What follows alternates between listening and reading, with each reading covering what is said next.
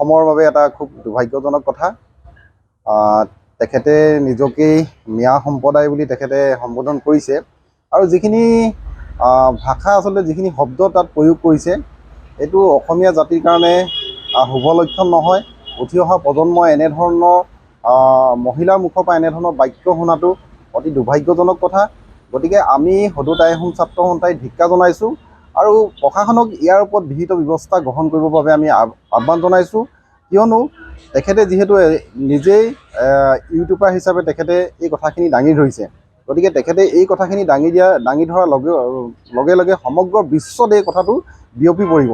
আমি ভাবোঁ যে তেখেতে যিখিনি কথা কৈছে এই কথাখিনিত আচলতে শুদ্ধকৈ তেখেতে অসমীয়া ভাষাটো ক'ব পৰা নাই। এই কথাটো প্ৰতিফলন হৈছে যে তেখেতে নিজেই অসমীয়া হয় নহয় তাতো সন্দেহ প্ৰকাশ হৈছে। গতিকে এনেধৰণৰ তেখেতে নিজকে মিয়া বুলি কোৱা যিগৰাকী যুৱতীয়ে, এগৰাকী যুৱতী মহিলাই এনেধৰণৰ অবাইচ যিসকল বাক্যবান কৰিছে, এই বাক্যবান অসমৰ পৰিৱেশ বিনষ্ট কৰিছে।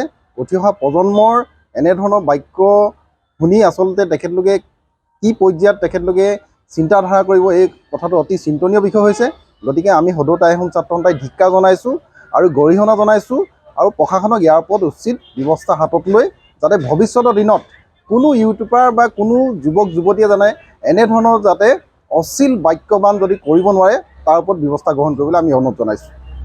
যিকোনো খবৰৰ বাবে যোগাযোগ কৰক 7099017330 লগতে 7099017110 নম্বৰত।